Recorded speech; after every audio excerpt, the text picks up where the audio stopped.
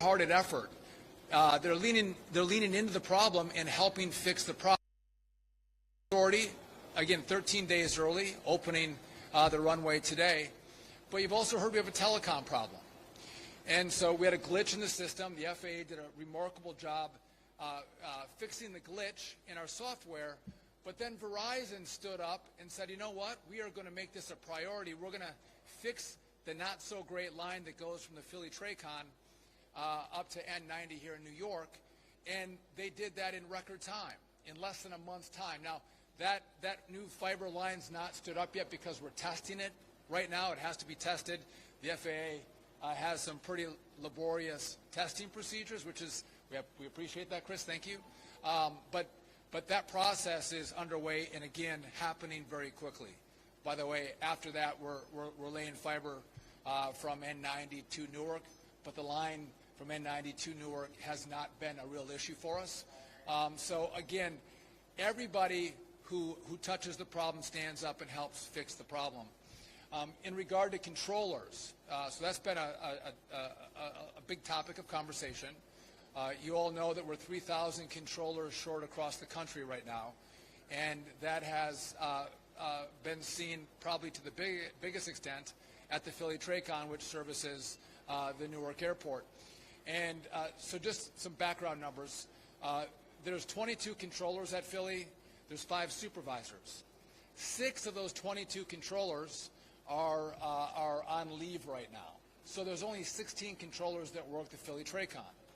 However, there are 16 controllers who are training right now for the at the Philly-Tracon for this airspace, and most of them are experienced controllers. And so on a rolling basis, over the next year, we're going to have more controllers come online into the Philly-Tracon. In addition, we just brought in another 6 trainees into the Philly-Tracon to also train up. So the problem we're seeing with controllers, it can't be fixed overnight. It takes time to train up on this airspace. But we've addressed the problem by bringing more controllers to train up in the Philly-Tracon that, again, controls Newark here.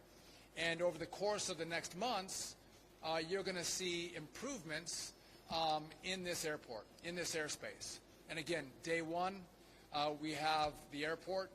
You're going to see improvements, again, in the telecom, and then you're going to see improvements with the staffing issues with regard to controllers. I'm going to turn it over in a second to the Deputy Administrator. But I also, again, I fly, this is my airport, I fly out of Newark, and I think a lot of people were frustrated by the fact that they were booking flights, and because of the issues we were having, their flights were hours delayed and then maybe even canceled. And all of the airlines came together with the FAA's leadership, and United being the biggest provider, biggest airline here at Newark, they worked together to reduce the capacity at the airport. Again, we're flying 28 flights an hour in regard to departures. And I think the beauty of that is that when you book your flight, you're going to fly. Again, you don't want to book and wait 2 hours and be canceled.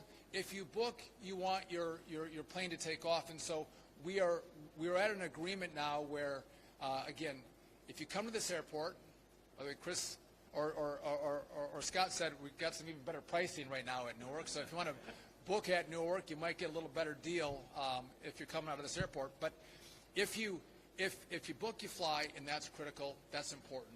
And so the message I have for all of you is no one here has created this problem, right? The problem has landed on our laps, but I want you to know that you have every asset that touches the problem working together, coordinating, cooperating, collaborating to make sure that as a team we address the problem that exists at Newark. And by the way, we may see some of these problems happen at other places around the country.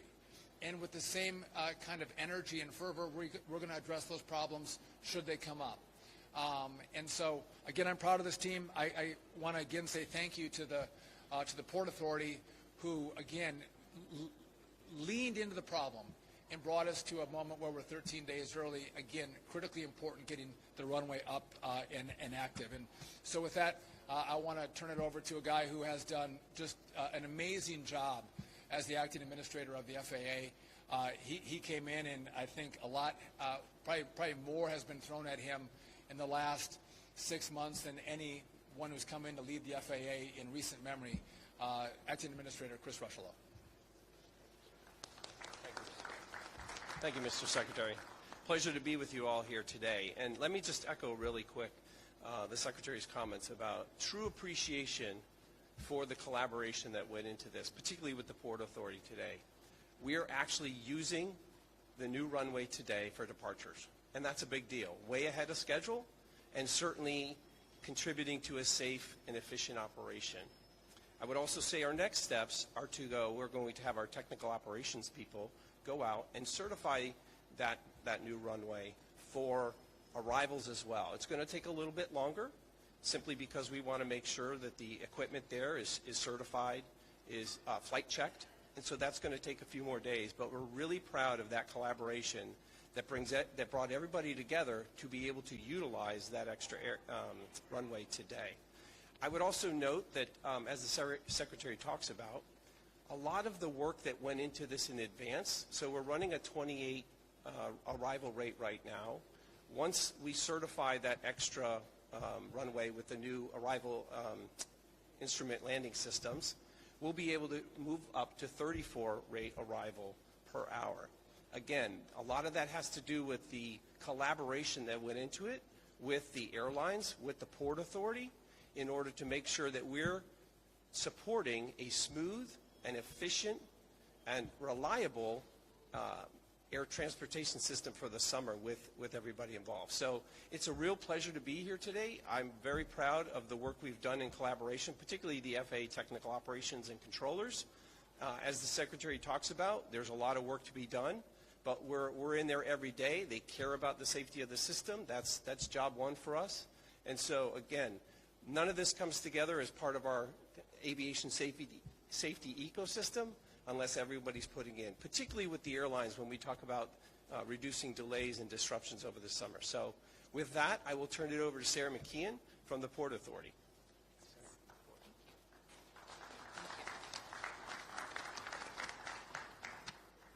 Good afternoon, everybody. Thank you so much all for being here. And Secretary Duffy, we appreciate you joining us at Newark to mark this tremendous milestone. I want to take a moment to really emphasize the incredible achievement of our Port Authority staff and our partners at Crisdell Construction, who completed this phase of the Newark rehabilitation of the runway project 13 full days ahead of schedule. It was no easy feat to get here. It took around-the-clock work, literally 7 days a week of people, multiple crews, paving, milling, electricians, and Port Authority aviation, operations, maintenance, and engineering staff to make this happen. Thank you to all of you for all of your dedication and hard work over the last several weeks. With all of the runways that are now in operation at Newark, the FAA air traffic controllers have maximum flexibility to safely and effectively manage arrivals and departures throughout the system. As an agency, the Port Authority is committed to ensuring that Newark is a world-class airport. This is evidenced in part by our $3 billion investment in the award-winning Newark Terminal A and our upcoming development and replacement of the Newark AirTrain system. That said, our top priority remains returning Newark to its full operational capacity.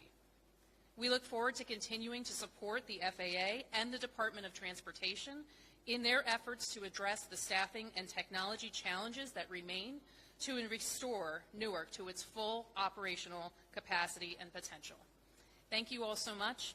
And with that, I'll turn it over to United CEO Scott Kirby. Thank you all for joining us today, and thank you, Sarah, for the intro. Thank you to the Port Authority, Sarah, Kevin, wherever you are, for all the work to get the runway back and get it back early to help contribute to this being this airport realizing the potential that it has. But I also want to say a huge thank you to Secretary Duffy, Administrator Rocheleau, and the administration. The level of engagement that you see here today is unprecedented in my career. I've spent a career in aviation, sometimes, often working to try to get the FAA to support and help customers and help our operation. And the level of support and partnership that we've had, the very fact that you're both here with us today is a testament to trying to be partners and try to make the airspace and the airport not only safe but work for customers around the country. And I think this is a seminal moment in the aviation infrastructure history that we're here with them today. So thank you both. I also want to thank all the employees, many of whom I see in the back of United Airlines, for what you always do. I have been through this airport 5 or 6 times in the last few weeks, and it's an inspiration to me when I walk around, because they know what I also know, that not only are they keeping our customers safe in conjunction with the FAA and the air traffic controllers, but they're doing a great job of making this a really reliable airport that our customers can count on. And in fact, for the period of time this year, for the almost 4 months of the year when runway construction wasn't going on, Newark has actually been the most reliable of the 3 New York airports, slightly ahead of both JFK and LaGuardia in terms of on-time performance and lowest cancellation rate. So they really are doing an amazing job taking care of our customers. And I really am excited today, as challenging as the last few weeks have been, and they have been tough, that the future looks brighter for Newark than it ever has in my career. The things that we have been asking for years to make this airport operate reliably for customers are now being done.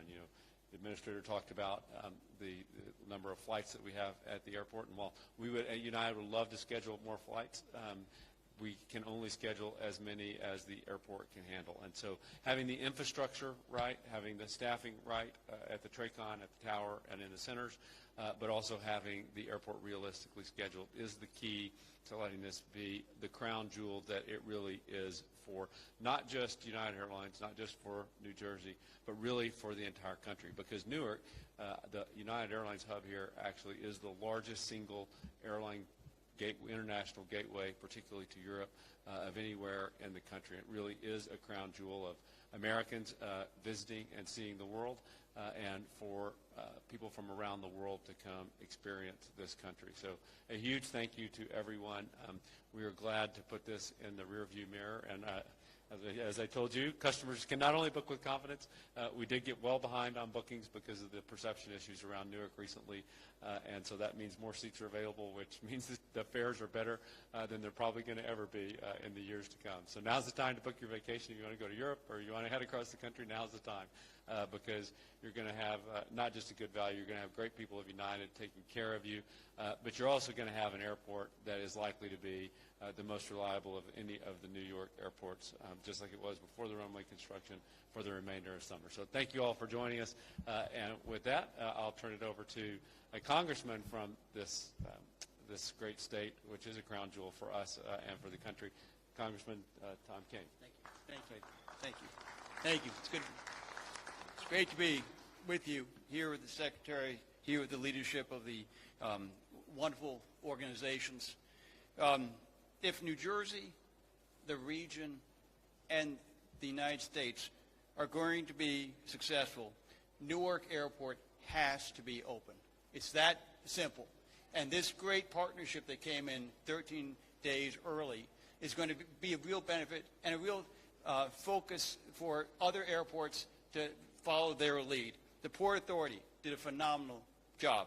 The FAA, DOT did extraordinary jobs. That partnership, as well as with the private sector, with Verizon, as well as with United, making sure that the communication was key. Infrastructure has to work. The timing has to be predictable. And together, we can make sure that safety is paramount, but we can make sure this stays open and make sure we have the funding from the federal level as well. Thank you.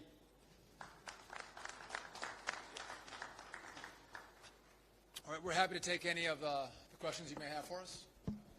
Yes? So when are passengers, thank you. So when are passengers really going to see a change or a difference and, in volume and the ability to book more flights and options, things like that? So I'll take a crack at that. If I get it wrong, Chris will tell me. So we're at 28 flights an hour right now. Once the runway gets certified, we're going to increase that to 34 flights an hour. So you're going to start to see that, and that's going to be the 9th or 10th. We think it's going to be certified, so a little over a week. And so then when you'll have more capacity coming out of this airport, and we're going to hold that then for the summer. We're not going to reevaluate the number of flights per hour until we get to October. Yeah. I'll just add that from a customer perspective, what's selling right now is that 34 flight. So if you book, you can have confidence that the selling schedules are equal to the 34 that the Secretary said, so you can book with confidence.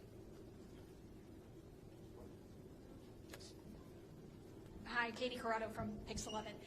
So you had to, particularly United, cancel flights voluntarily, and that is with one runway down. So now that you've added this runway back, can you start adding flights back? Is that in the foreseeable future? They are. So the schedule is now built starting June 15th at 34. It's 28 until then, but the airport's going to easily be able to handle the 28 because the runway's back early. But once it's back to starting June 15th, the airport is scheduled at 34 per day. And again, that's what's in the selling schedules today. So if you're buying a ticket this summer, you can have confidence that that's the schedule. And I think we'll be able to gradually ramp that up by the time we get out to October and look at the data. But we're confident. The other thing that United has done is fly bigger airplanes. So we'll have fewer flights, we have fewer regional jets, and we're flying bigger aircraft in to keep the number of seats for customers similar to what it was before. But the schedule is now set. Okay.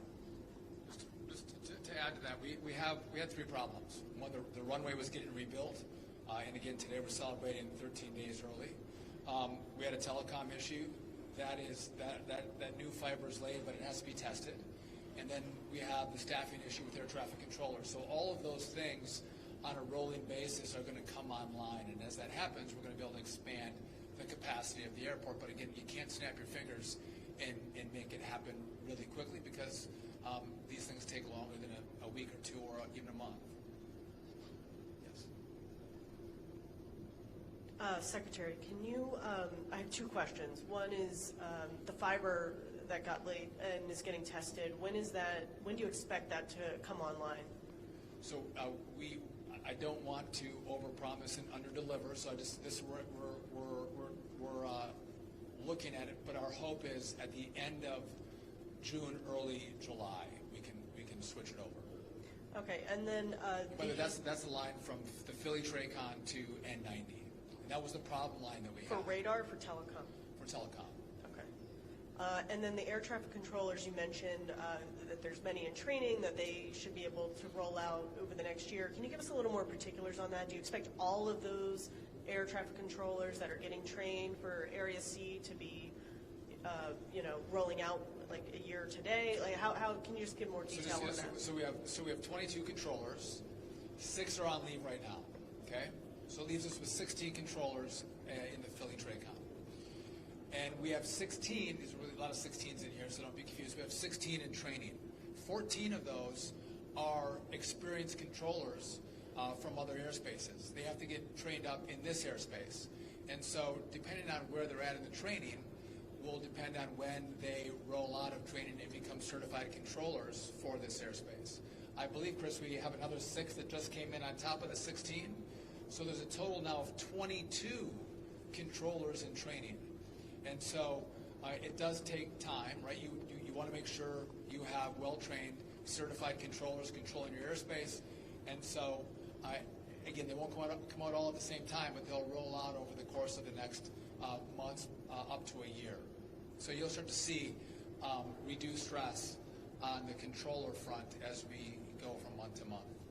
Yes. Hi, Tim McNicholas with CBS News New York. A few weeks ago, the FAA announced that they were installing runway incursion devices at 70 airports across the country, but not any airports in New York or New Jersey. Why not install those devices here? So part of our analysis when we roll out this type of equipment, the safety equipment, is looking through where we're seeing evidence of increased risk. And so what we want to do going into this is identify those airports that have perhaps increased risk and put those safety mitigations in place as early as possible. So that's not to say that those 79 airports are the only airports that we're looking at. We're just constantly rolling through the system to make sure that as we identify these areas for this new technology, we can put that in place and make sure that we're mitigating that risk that we identify kind of in our ongoing safety analysis process. Good afternoon. Ramsey Khalife with WNYC, the local NPR station. So 2 questions. You said that Verizon took up a lot of that work to make the replacements to lay down cable. Did they do that between Long Island and Philly? Like, how many miles of cabling is that really? So that was between the Philly Dracon and New York, yes. How many exact miles? I don't know. But again, as the crow flies, I'm not sure if we went as the crow flies, but it's miles. And again, they did it very quickly. And what about the other technology? Obviously, that's something that the DOT has proposed that needs to be completely changed across the country. But that continues to age. So what effects are we going to see if that doesn't happen more immediately? So again, the equipment's been working, right? But we're starting to. It's like I'm driving my car and I'm hearing some knocks. I got some smoke coming out of the back. I got some problems, and it's incumbent upon us to tell America we have problems, and it has to be fixed. And so in the big beautiful bill, there's $12.5 billion to start this project. Big deal. I believe the Senate's going to provide more dollars for us. Also, we'll see what they do. But the failure of the past has been the FAA has gotten small tranches of money, not full funding. We need full funding, we need the money up front so we can contract out and build this brand new system across the country. That's been one problem. Usually the FAA deals with middle management. FAA projects get done at the bottom of the list normally, and they take forever. Frankly, they rarely get done. We are dealing at a CEO level as we're thinking through who's going to come in and partner with us in this project. So the buy-in is way different in this project. The money's going to be way different.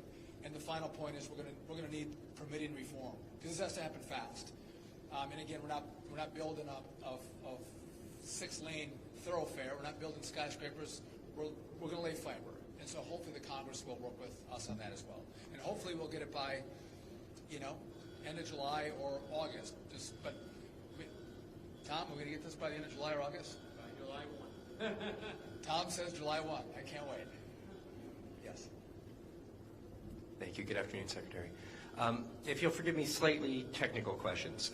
First, the fiber cable that you said is for telecom, is that going to deal with some of the radar latency issues that have been going on between N90 and Philly Tracom as well, or is that simply voice communications? It's both. It's both. Okay, thank you. And that 34 an hour that once the runway is certified should be the capacity of the runway layout here. Is that reliant on full staffing at Philly Tracon, or is that achievable with what you've got now? That's achievable with what we have right now. So we have the capacity, and now if there's something unforeseen that happens where we lose controllers for some reason, we'll scale those numbers back, but we'll have the staff to go to 34 with the current staffing at the Philly Tracon. Okay. Yes. Hi, Jelani Gibson, NJ.com. Can we get an estimate on what the flights per hour were before all of the delays started happening?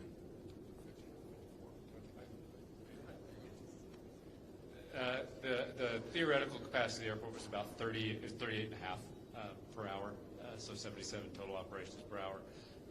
And sometimes the day, though, it was scheduled at 80 plus. That's historically actually been the challenge at Newark, is that the theoretical maximum was 38 and a half per hour, and it was scheduled over that. It would just cause delays that would bleed through the day. And so that's why this is such a seminal and really turning point for not just the near term but the long term of Newark, is because once you philosophically start matching the number of flights to be equal to the capacity of the airport, it allows the airport to run reliably, as far into the future as you can look. So this is a really big day.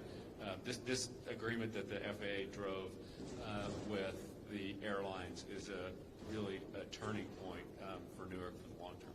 And so just to be clear, you are 4 flights per hour away from the operation? From what it was historically. Okay, got it.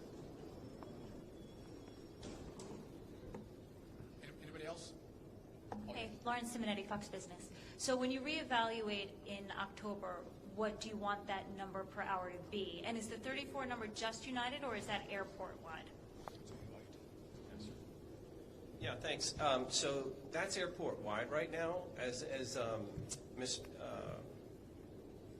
Kirby, sorry, as Mr. Kirby described. What we're going to do is monitor that progress through the summer. So we'll watch the nature of the operations. Obviously, weather contributes to some of that as well.